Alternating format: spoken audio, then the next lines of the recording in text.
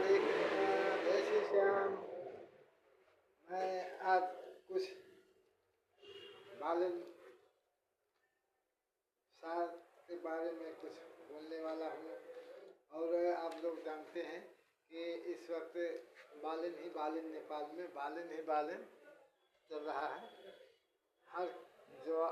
हर संजाल पे बालन का ही नाम है, तो इसलिए मैं उनके बारे में कुछ बोलने जा रहा हूँ, कुछ बताने जा रहा हूँ। क्योंकि ये बालन एक नेपाल के हैं और ये नेपाल में इनका जन्म 1990 27 अप्रैल को हुआ था। वो इस वक्त 35 वर्ष के हैं। इनका जन्म नरदेवी काठमांडू में हुआ, ये माना जाता है। लेकिन कोई बताते हैं कि मतलब अपने मदेशी हैं। और ये अध्ययन के बारे में इनका बहुत बड़ा हाथ है। ये सिविल इंजीनियर हैं। सिविल इंजीनियर होते हुए ये रैपर भी हैं। रैपर गाना बहुत अच्छा गाते हैं। जब भी ये गाते हैं तो देश में जो भ्रष्टाचार हो रहा है उसके विरोध में अक्सर गाया है। बहुत अच्छा लगा है, सभी को अच्छा लगा है। बहुत चर्चा में आ गए ये जब भी गाते थे, कभी सड़क पे गाते थे, कभी छत पे गाते थे, कभी जहाँ उनको इच्छा लगा वहीं पे गाते थे। वो देश में जितना भी भ्रष्टाचार हो रहा है वो अपने रैप गाने के ऊपर उतार करके गाया करते थे, उनका विरोध करते थे भ्रष्टाचारों का। और देश में जो हो रहा है, जो हो रहा था, मतलब बेरोजगारी और देश में अशांति, इसके विरोध उन्होंने बहुत कुछ गाया और नेपाली जनता को सचेत कराया, अपने गानों से सचेत कराया। ये भी एक आंदोलन है, ये भी एक बलिदान है। उन्होंने बहुत कुछ किया देश के लिए। वो पढ़ाई में तो भारत से पढ़ाई किया और आपको स्ट्रक्चरल इंजीनियरिंग मास्टर डिग्री, उसमें मास्टर डिग्री की इंजीनियरिंग यूनिवर्सिटी अमेरिका से अध्ययन किया उन्होंने। बहुत अच्छी पढ़ाई की। व्यवसाय तो उनका आप जान चुके हैं, एक रैप गायकर हैं और इंजीनियर हैं। उन्होंने यही सन 2023 में उन्होंने अपना पहला कदम रखा था राजनीति में। उससे पहले उनका कोई भूमिका नहीं था राजनीति में। वो पहले फर्स्ट में वो काठमांडू से मेयर में अप्लाई किए। मेयर में फॉर्म भरा उन्होंने, नॉमिनेशन कराया। उसके बाद में उन्होंने अपनी राजनीतिक रास्ता वहीं से अख्तियार कर लिया। तो उन्होंने बहुत अधिक मतों से विजय प्राप्त की और मेयर बन चुके। और यही 2082 साल में सन 2026 में उन्होंने अपना मेयर पद से इस्तीफा दे करके और ये रवि लामिछाने जो ये घंटी चुनाव चिन्ह घंटी, उनका जो चुनाव चिन्ह था घंटी, राष्ट्र स्वतंत्र पार्टी, उसमें ये समावेश होकर के वो, जबकि ये राष्ट्र स्वतंत्र पार्टी का ये रवि लामिछाने होल्डर है। ये रवि लामिछाने भी चितवन से ये अबकी लगा करके 3 बार जीत चुके हैं। वो भी एक अच्छे इंसान हैं, बहुत अच्छे हैं, देश के लिए भी और अपने लिए भी बहुत अच्छा कर रहे हैं और आगे चलकर भी अच्छा ही करेंगे। अब बाकी रहा ये बालन की बात है। उनका एक अपना ही यही एक व्यवसाय था, जो कि इंजीनियरिंग और रैप गाना गाना। बाद में इन्होंने जब इस्तीफा दिया और उसके बाद में इन्होंने 2082 नेपाल के झापा जिला में संसदीय क्षेत्र 5 में इन्होंने अपने, जहाँ केपी शर्मा ओली जो पूर्व प्रधानमंत्री रह चुके हैं, उनके टक्कर से लड़ने के लिए उन्होंने अपना नॉमिनेशन भरा। उनको सभी लोगों ने कहा, कई लोगों ने, उनके साथी दोस्त यार और भी पार्टी के बहुत से लोगों ने कहा कि ऐसा है आप काठमांडू से लड़ जाइए, लेकिन उन्होंने कहा नहीं, मैं अब लड़ूंगा। यदि सरल तरीके से मैं जीत गया तो लोग यही कहेंगे कि तो पहले तो वो काठमांडू से जीते ही थे, तो उसमें कौन सी बड़ी बात होगी, कोई असंभव वाली बात नहीं है। तब उन्होंने कहा मैं ऐसी जगह लड़ूंगा जहाँ से कठिन संघर्ष करना पड़े, कठिन हो, सबसे ज़्यादा कठिन हो, तब उस जगह से यदि मैं जीता तब मैं अपने आप को सौभाग्यशाली मानूंगा कि मुझे नेपाली जनता ने विश्वास किया, तो मैं अब नेपाली जनता के लिए कुछ करूँगा। जो आज तक नेपाल में नेपाली जनता को रोजगार नहीं दिया गया, नेपाली जनता को अवहेलना किया गया, उनको पढ़ाई लिखाई और एक दवा दारू हॉस्पिटल दुनियादारी, ये दवा में दारू निकल गया, और दवा में जैसे हॉस्पिटल वगैरह में उनको बहुत तकलीफ होती है। इस सिलसिले में भी बहुत बड़ा कदम उठाया जाएगा। और अब इलेक्शन के दौरान बहुत बड़ा कदम उठा है, ये क्या है, बालन शाह को पहले कई प्रधानमंत्री हुए नेपाल में, करीब 2 दशक से नेपाल में मूल 3 पार्टी थी।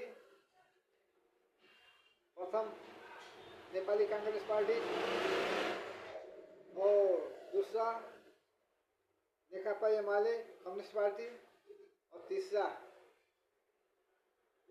पुष्पकमल दाहाल का ये नेकपा माओवादी। इन तीनों ने अदला बदली, कभी ये कभी वो, कभी ये कभी वो कह करके ये आज तक चलाते आ रहे थे नेपाल का सत्ता। लेकिन जनता को नहीं देखा इन लोगों ने। नेपाली जनता बहुत पीड़ित रही, नेपाली जनता रोजगार के लिए तरस रही थी, नेपाली जनता विकास के लिए तरस रही थी। लेकिन इन लोगों ने अपनी पार्टी को देखा, अपने पार्टी के तटबंधुओं को देखा, अपने ही पीठ पक्षियों को देखा।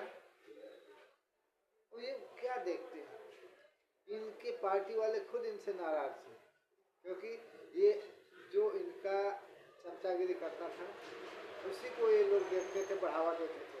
और जो कार्यकर्ता थे, सीनियर हो या कोई हो, जैसा भी हो, ईमानदार हो, उसका कोई वैल्यू नहीं रहता था, न तो नेपाली कांग्रेस में, न ही नेकपा एमाले में। क्योंकि नेपाली कांग्रेस में भी विवाद हुआ, अलग अलग हो गए, कई ग्रुप हुआ। गिरजा कोराला अलग, शेर बहादुर दरुआ अलग। बीच में रामचंद्र पौडेल लड़े थे राष्ट्रपति होने से पहले भी, उनको कई बार लड़े, लेकिन उनको नहीं दिया गया था उस वक्त। वो भी चाहते थे कि एक बार मैं भी पार्टी अध्यक्ष बनूं, मैं भी एक बार प्रधानमंत्री बनूं, लेकिन नहीं। तब उनको सांत्वना देने के लिए नेपाली कांग्रेस ने पहल किया कि उनको राष्ट्रपति का पद दे दिया जाए। उसके बाद में आया, कई लोग छोड़ करके अन्य पार्टी में चले गए, नेपाली कांग्रेस से भी रहा नेकपा एमाले का। नेकपा एमाले के बीच में भी केपी शर्मा ओली यदि कोई बोलता था तो उसको दाब देते थे। वो नहीं चाहते थे कि मतलब कोई विवाद करे उनके बारे में। पार्टी में कोई पार्टी का यदि विवाद होता था तो वो तुरंत उसको दाब करके और सत्ता यदि समीकरण आता था तो समीकरण से बहुत दूर होते थे।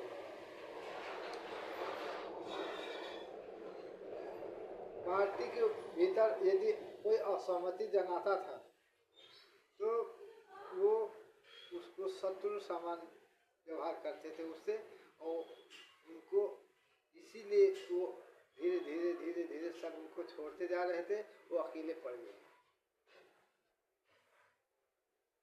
निषेध की यही राजनीतिक से कोई भी इनको पसंद नहीं करता था पार्टी के अंदर, लेकिन कुछ दबाव था इनका, इसलिए वो दबाव की वजह से वोटिंग भी कर देते थे इनके पक्ष में, क्योंकि वृद्ध है, करीब 78 साल का उम्र होगा इनका, और ये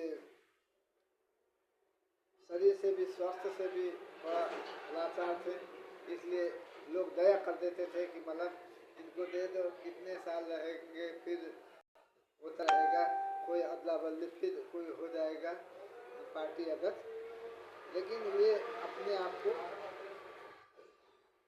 मसीहा समझने लगे पार्टी का, इसीलिए पार्टी में विवाद होता रहा।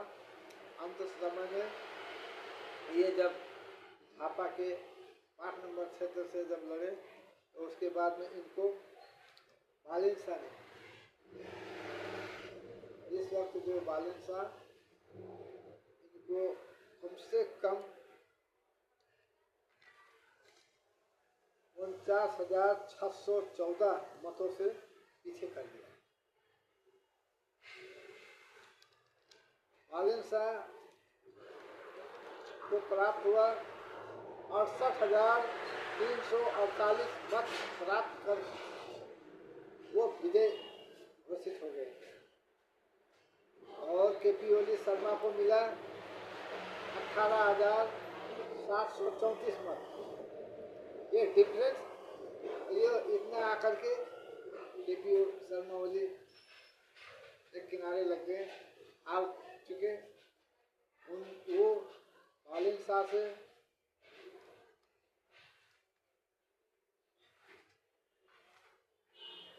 49,614 मतों से नीचे आ गए, हारना तो वाली है।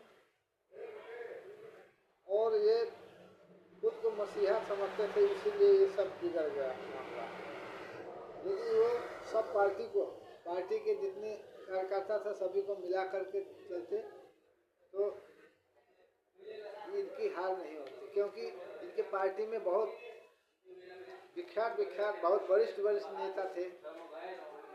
माधव नेपाल जो पूर्व प्रधानमंत्री हो चुके हैं, झलनाथ खनाल ये भी पूर्व प्रधानमंत्री हो चुके हैं,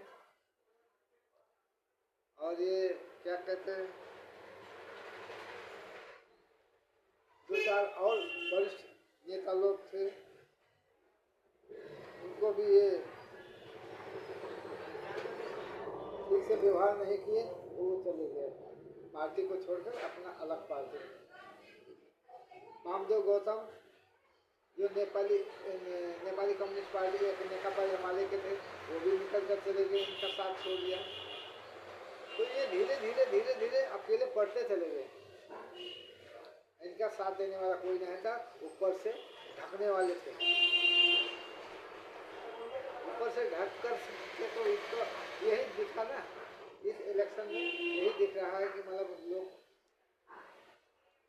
उनको आश्वासन देते रहे, केवल आश्वासन, और कुछ नहीं हुआ। इसके लिए बालिन शाह अब जो जीत करके आए हैं, झापा के जनता ने उन्हें अत्यधिक मतों से जिताया है, 68,348 मतों से जिताया है। तो झापा के केवल जनता नहीं, नेपाल के समग्र रूप में ये बहुत से जिलों में नेपाल के हर कोने कोने से आवाज़ उठती आ रही है कि बालन बालन बालन। इसलिए अब बालन केवल झापा के नहीं रहे, पूरे समग्र नेपाल के रहे, नेपाल की जनता के लिए, नेपाल के गरीब के लिए, छोटे बड़े सबके लिए है। इसलिए बालन की जय जयकार हो रही है। उन पर बहुत नेपालियों का बहुत बड़ा विश्वास है और बहुत बड़ा आशा है कि ये बालन अब ये इस बार प्रधानमंत्री होंगे तो हमारे बच्चे, हमारे सब हम लोग रोजगार पाएंगे और नेपाल की तरक्की होगी, विकास होगी, ईमानदारता रहेगी, भ्रष्टाचार से मुक्त रहेंगे हम लोग। ये बहुत बड़ी आशा है। इसलिए बालन शाह का ये चाहते, बालन शाह को ही एक प्रधानमंत्री के रूप में देखना चाहते हैं। बालन शाह अब जो उन्होंने इलेक्शन से पहले उन्होंने जो कुछ कहा था, वचन दिया था कि मैं रोजगार दूंगा, भ्रष्टाचार को न्यूनीकरण करूंगा, भ्रष्टाचार समाप्त कर दूंगा और रोजगार बढ़ाऊंगा, स्वास्थ्य में सुविधा मिलेगी और स्वास्थ्य में क्या कहते हैं इंश्योरेंस जैसा होगा और अच्छा उपचार होगा। लोग बाहर नहीं जाना पड़ेगा, अपने ही ज़िले में, अपने ही ज़िले के हॉस्पिटल में का इलाज होगा, अच्छे ढंग से होगा। इसलिए ये सभी लोग बड़े उत्साहित है कि अब जल्द से जल्द संभाल लें। हम अभी तक तो करीब राष्ट्र स्वतंत्र पार्टी 73 सीट में जीत हासिल कर चुकी है और 53 सीट में आगे चल रहा है और इससे यही आंकड़ा आया है अभी तक। फिर जितना जितना आंकड़ा आता रहेगा और भी बढ़ेगा शायद, है जैसा आएगा वैसा मैं आप सभी को जानकारी देता रहूँगा। कृपया इसे लाइक और फॉलो करिएगा, शेयर करिएगा, कमेंट करिए ताकि कोई कमी कमजोरी हो तो मैं आप सभी को वो कमी कमजोरी पूरा करूं और बोलने में कहीं मेरी कुछ लड़खड़ाहट हो गई हो या कोई किसी भी, क्योंकि मैं बचपन से ऐसा ही हूँ, मेरी लड़खड़ाहट हो जाती है कि बोलने में कोई कमी कमजोरी हो तो सुझाव दीजिएगा। मैं कोशिश करूँगा कि और अच्छे तरीके से मैं आपके सामने न्यूज़ रख पाऊँ। जय श्री श्याम। और हर जगह का मैं जहाँ जहाँ जाता हूँ वहाँ का लोकेशन के बारे में मैं डालता रहता हूँ। कोई कमेंट करते रहिए ताकि हमें मालूम हो कि कोई कमी कमजोरी है हमें, तो वो कमी कमजोरी को मैं सुधारने की कोशिश करूँ। तो जब तक आप लोग कमेंट नहीं करेंगे और जानकारी नहीं देंगे मुझे तो कैसे मालूम होगा हमें। इसलिए मैं आशा करता हूँ आप लोग मुझे और से सुझाव देंगे। जय श्री श्याम। राधे राधे। जय श्री राधे।